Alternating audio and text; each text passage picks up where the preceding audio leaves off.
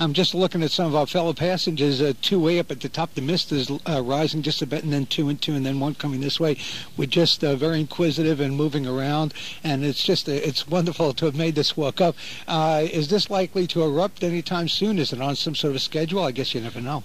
Well, about 5 or 6 years ago, I'd have to look, we got a message from CONAPS, which is the guiding bureau of the nations involved in the Antarctic Treaty, and it was a telex that said, do not go into Deception Island. It is ready to erupt. They'd had 300-odd quakes within a very short time. The beach over off just behind us here, there was about a meter drop in the beach right in front of the Argentine station. They came up and took their people out of the station here in the caldera, and but we came inside and took a look, made our own decision about it, and we came in the whole season. We were the only ship that did. The others were kind of scared off by it, but that's what volcanoes do. They have earthquakes, and they go off every once in a while. But it didn't really have any indication to us that it was really going to go off. Right. Okay. Just briefly, what's coming up next? We're going to go back, and then we'll land again. What are we going to do there? That's the swimming hole. The old Antarctic swimming hole will be stopping. It's only a mile from here, and it's a place where some of this hot water comes out of the beach sands and up behind the beach. And I put a thermometer in at one time, and it only went to 135 degrees, and it was still going up fast. So it's very hot water coming in and mixing with the very cold water in the bay. And then there's a little place right along the edge that it mixes up enough so that you do something that you can call swimming. Okay, so I don't know if I'll be doing, but you're getting a message right now, so let's kind of hear what's going on here. You will be doing it. I will be swimming. Okay. We'll find out how to dress it and bring trunks. I think you have a message coming in. Yeah, they're just wanting us to start heading back down. We got we still got a half hour.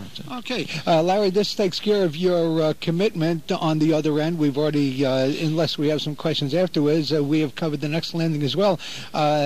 Larry, I'm really glad we kind of hooked up because you're Mr. Information. Thank you, sir.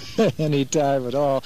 Next time that you're up here, I'll meet you here again. You got it. I'll be right here. Thank all you, right. sir. You're listening to Visions, a series of visits to everywhere. I'm your host and fellow volcano watcher, Herb Malsman. We're at the mouth of the Deception Island volcano. We are in the Antarctic. We are enjoying the day. It's a beautiful day. We're going to head back to the Explorer right now, which is off in the mist. Folks heading down the mountain now, and we will meet you at the old swimming hole. Talk to you then. The sounds you hear right now are the sounds of happy campers, happy explorites. Two folks in the swimming in the water right now in the hot springs. It is a little hot every once in a while. I just came out of the water just now, just onto the beach, and every once in a while, as it was explained, these are hot springs, and if you sometimes you're digging a little too deep into the ground in the water, and you get a little heat that hits you. It's pretty hot. The steam is coming up. People are in the water. We're at the beach. I'm standing in the Antarctic. Take B. I'm standing in the Antarctic right now on Deception Island in a bathrobe and a pair of shorts and my waterproof shoes. And that's the deal. That's what we're doing. We're standing here and we're enjoying the day on the beach. And then people are running around with bathing suits, and I'll bet you it can't be more than 35, maybe 36 degrees. And if it's that, and listen to the happy folks swimming, not really swimming, but kind of just off the shore. Frank is taking some pictures. And that's what we're listening to. We're listening to, and the penguins, I think, are just standing by and going, everything was nice and quiet until just a little while ago, and all of a sudden these people and there are penguins swimming with us. No, those are birds.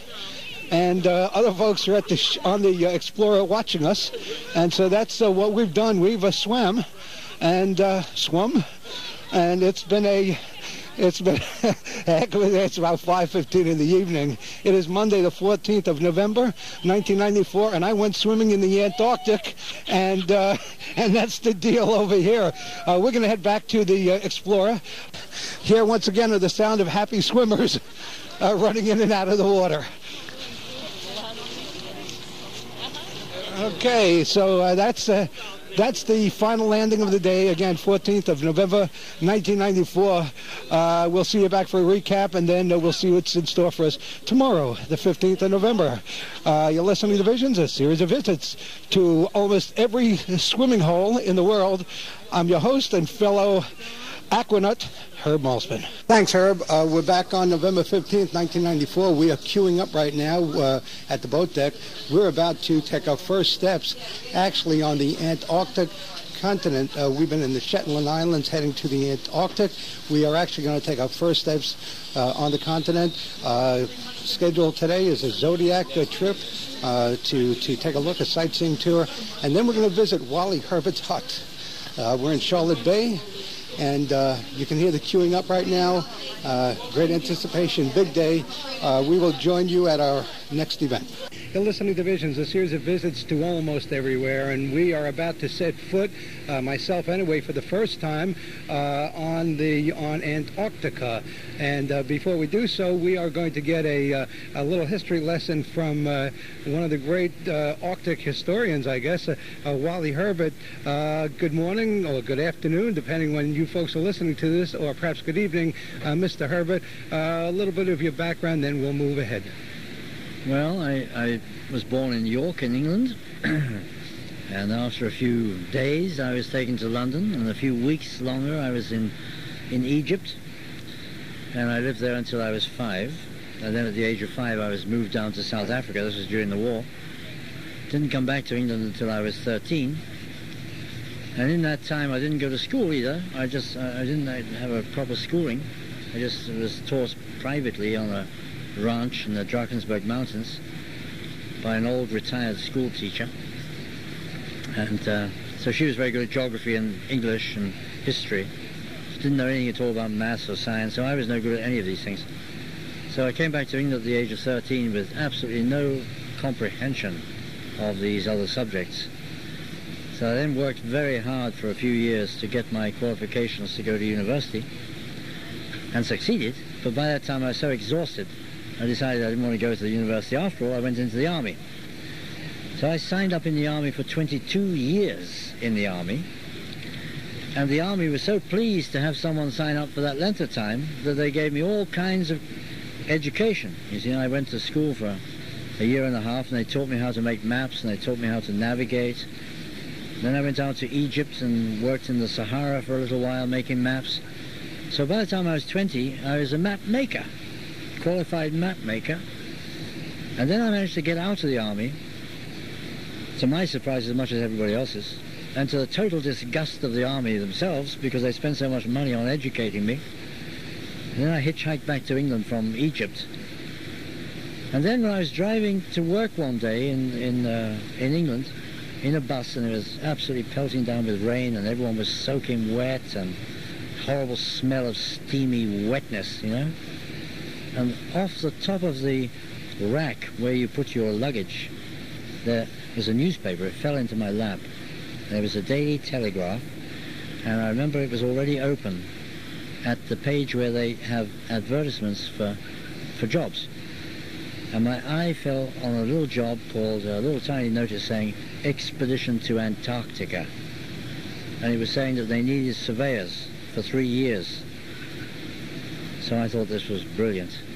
And so I went into the John, the loo, the lavatory, whatever you like to call it. Water closet. The WC. Put the seat down, sat on the seat, wrote my application form. This is not supposed to be working, you see, so I had to have an excuse. I sent this off, and I got the job. Well, at least I went through an interview and all that, and eventually I was given the job. And my theory is that they gave me the job over all of the others because I'd had this experience. I'd done some unusual things already by the age of 20. And so they thought, well, if you're that unusual, well, then you're a safe bet for the Antarctic. And what year was this? This was 1955. I was there for nearly 3 years. And what did you do in the 3 years? You were sort of a forerunner. I mean, you were part of the history of the region. Talk about the 3 or 4 years, 3 years. Well, I mean, when I came down in 55, I mean, there was probably about 80% of the Antarctic was still unexplored, totally, utterly blank on the map, nothing. And one of the the reasons why I was so pleased to come down here at that time was that things were changing very fast. I mean, airplanes were coming in, but they hadn't actually reached us. The Americans were using airplanes on their part of the Antarctic. They were doing a lot of work with airplanes. But in our part of the Antarctic, there were none. There were no air photographs, no airplanes. Very few radios that worked. So I was lucky in that sense because I was living in the past, you know. So our methods of moving around and driving dogs and making maps was very, very old-fashioned, traditional, very much like they did in Scott's and Shackleton's day. And so I had that experience of sort of being one foot in the past. And also I was very, in a way, lucky because by the time I came down in '55, all of the easy bits had been done.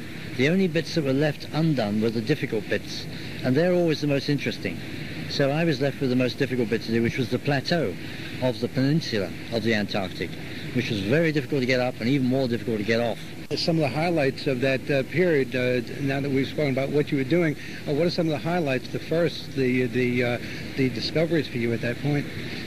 Well, the thing is, in those days, because we had no airplanes to supply depots of food, because we had no radios to communicate properly with each other, that when we wanted to make a long journey, a one-way journey in particular, then you had to spend like 2 years laying depots of supplies. So you go off with your sledges and your dogs with very heavy loads, as much as you could carry, maybe 1,500 pounds, and with 9 dogs pulling. And you'd maybe have 2 teams of dogs and 4 men. Now you'd go for maybe 300 miles, and you'd leave all the food that you could, and then come back home on half rations. Then next time you went out, you go out again with heavy loads, and you go beyond that point and lay another one. So you keep on over a period of 2 years or so, laying these caches of food. Now these days, of course, you just fly an airplane out and it lands and gives you the food and they take pictures and off you go. In the old days, well, you couldn't do that, and so you were much, much more isolated in those days. So in other words, you're saying you were kind of laying a trail for later on, where there was food along the way as you moved along. So you that's pretty remarkable. Yeah. Let's talk about. See, there was no one there to come and eat it. I mean, unlike in the Arctic, you couldn't do that in the Arctic. The polar bears would come and eat it, or the foxes or something. Right. In the Antarctic, there's no land animal that will take your food. So as long as the wind didn't blow it away, you know, it was going to be there 2, 3, 5, 10 years time. Right. Were you burying, or just how are you storing it? Well, we usually took the precautions of putting rocks around it and maybe even tying it all up and putting guy ropes and so on, just to make sure it wouldn't blow away. But then you have penguins there, and you have I don't know at that you know where you were. I guess you had penguins. You had some sort of animal life, but they didn't bother it. No, generally speaking, the penguins are just around the coast, and where we were laying our supplies, there was out of sight of penguins anyway. Penguins also only live there for a short time each year. And this is one of the things that most people don't seem to realize, you know. They go down, they want to go and see the penguin rookeries, and this is symbolic of the Antarctic. It's very, you know, the penguin is the symbol of the Antarctic. And yet, in fact, they only spend a few months there. I mean, man spends much more time. Where are they when they are not in the Antarctic? Well, they go off north in the winter time. And they're swimming, of course. They're swimming, yeah. Right. Yeah. Okay, give us an overview of the Antarctic. You're a map maker. Paint us a map.